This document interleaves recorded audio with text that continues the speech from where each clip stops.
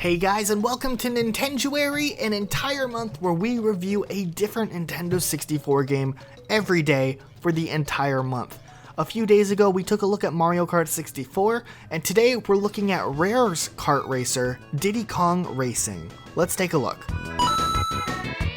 In early to mid 1997, Rare was still struggling to complete Banjo-Kazooie, and as it was looking like it was going to be delayed again, Rare decided to put more of their effort into a racing game that was originally going to be an adventure game that they called Pro-Am 64. But with the holidays approaching, Rare thought sales would do a lot better if there was a recognizable character as the mascot, and thus Nintendo licensed Diddy Kong to be featured. This game actually ended up being in the first set of Nintendo 64 games I got that Christmas that my brother and I initially got a Nintendo 64, and I definitely remember putting a lot of time into it. This game is similar in the sense that it is, at its core, a kart racer like Mario Kart 64, but it really does a lot to take on its own identity, as there are a total of 3 different vehicles that players can control.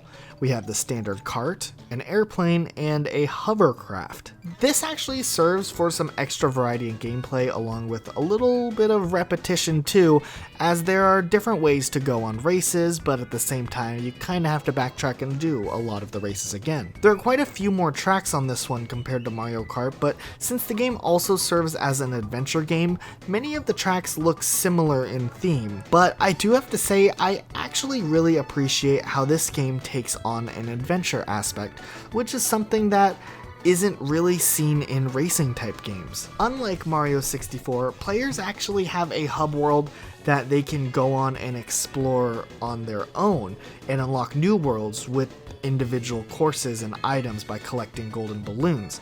These balloons are rewarded for winning races or just for exploring rare parts of the hub world, and I think you can find some in the tracks too.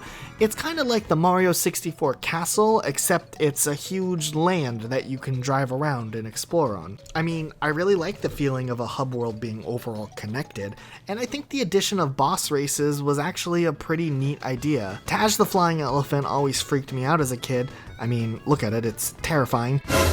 But for the most part, I liked the cast of characters. We had some fresh faces, unique to the game, but we also had some characters that would later go on and get their own game, like Banjo and Conker.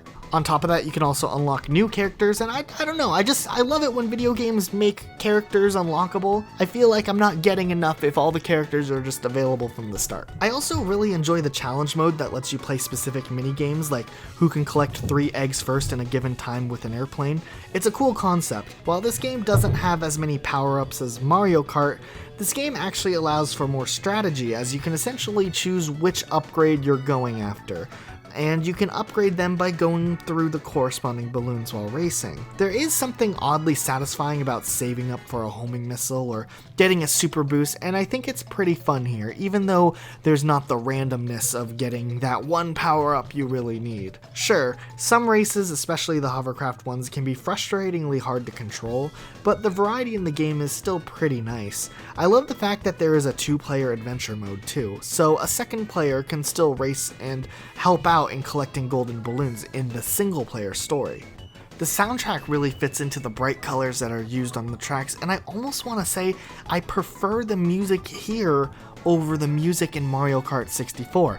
Please don't kill me, but I don't know why, I think for the most part, Rare did a pretty solid job with the music in all of their games. This game was later remade on the DS, and it's mostly the same game. They changed some of the things, like all of the Rare characters were removed and replaced with different characters, but it's still a pretty fun game. But I think it plays much better on the Nintendo 64. It's just clearer, it's more straightforward, for sure. I definitely agree that the N64 version is better. But if you liked collectathons and or racing games, this one might actually be worth picking up. It's kind of a hybrid in that sense, where you have the sense of collecting things, but you also have to race, and there's a lot of things that are offered in this game. While I think Mario Kart 64 is a great game on the Nintendo 64, this one might keep you playing the game for a longer amount of time, especially if you're playing by yourself. Mario Kart is great for groups, and so is this one, but I think that a group may have more fun with the randomness of Mario Kart, and a single player may have more fun with the collecting that's offered in Diddy Kong. But if you see a copy at a good price, give this game a drive. You might actually really enjoy it. But that's it for today, guys. If you enjoyed this video, hit the like button down below. We're doing a new Nintendo 64 review every single day for the entire month, so make sure you guys stay tuned. Tomorrow, Luke is taking a look at the holy grail of collectathons, Banjo-Kazooie. Will he like it? Will he hate it? I already know. I worked on the script. But if you want to check that out, make sure you guys come back tomorrow, and we're doing a new Nintendo video every day. So we'll see you guys then, and I'll see you guys later.